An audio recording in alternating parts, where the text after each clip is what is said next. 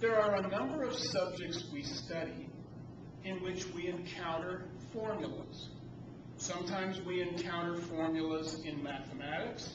Sometimes we encounter formulas in science classes. We can encounter formulas in business classes, psychology classes, sociology classes. There are a number of places where formulas pop up.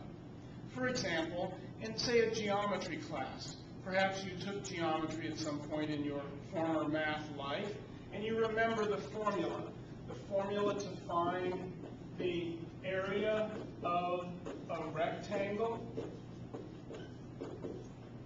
The area of a rectangle is found by taking the length and multiplying it times the width.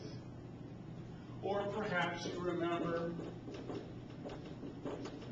the formula for the perimeter of a rectangle, which is found, remember, the perimeter is the distance around. The area is how many squares can you put inside the rectangle. The perimeter is the total linear distance around the outside of the rectangle. The perimeter of a rectangle is found by taking 2 times the length and adding to that 2 times the width. There's a formula in physics that talks about what's called the kinetic energy of an object. That's how much built-up energy it has as it's moving, whether it's a car moving down the road, a ball moving through the air that's been thrown. The kinetic energy formula is 1/2 mv squared, where the m is the mass of the object and the v is the velocity or the speed of the object.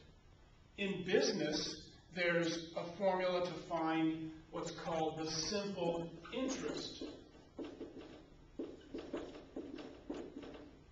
And that interest can be found by taking the principal, that's the amount of money you have invested, multiplying it times the rate of your investment, 6%, 5.5%, 2.5%, multiplied by the time, the number of years that you're going to have that money invested. This is what's called the simple interest formula. Each of these formulas are what we call an algebraic expression. Earlier, we looked at arithmetic expressions. Arithmetic expressions are expressions that have a number of numbers and operations to be performed on the numbers. Here, in an algebraic expression, we have letters as well as numbers.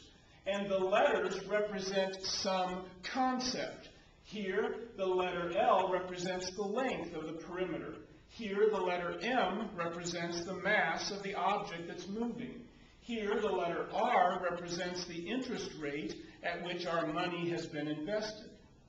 So one of the things we want to look at is, what do we do to evaluate these algebraic expressions? Because, as I mentioned earlier, these algebraic expressions are going to pop up, these formulas are going to pop up in other areas that you might be studying.